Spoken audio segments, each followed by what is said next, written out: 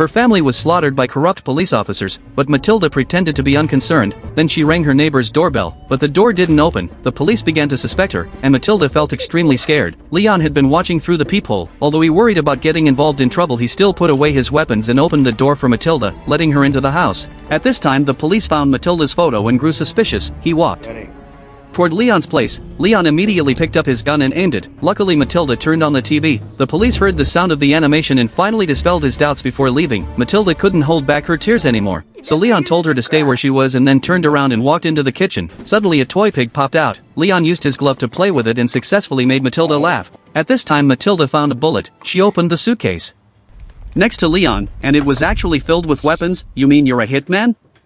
"Yeah, cool." So Matilda asked Leon to train her. Soon she learned a lot of killer skills. Then she put on her sunglasses and staked out outside the police station. Soon she saw her enemy. She managed to get into the police station by posing as a child. Matilda followed the corrupt cop to the toilet. However, the corrupt cop had already noticed her. The corrupt cop didn't know her identity and asked his accomplice to lock her in the office first. Just when Matilda felt scared, Leon suddenly burst into the police station and killed several corrupt cops on the spot, rescuing Matilda. But Matilda had been targeted by the corrupt cops. They kidnapped her again and then knocked on Leon's door. But there was no one in the room. The police went in to investigate. A hand suddenly closed the door. Gunshots rang out. The door opened again and the police were all dead. The cop hiding around the corner peeked out, and a pistol was pressed directly against his forehead. "Let the girl go." The cop had no choice but to release the girl. Then Leon took the girl back into the room. Then he picked up an axe and split open the ventilation duct. He told Matilda to go first and that he would follow soon. So Leon pretended to be an injured cop and was carried downstairs for treatment. Leon finally took off his disguise mask and then fled toward the back door.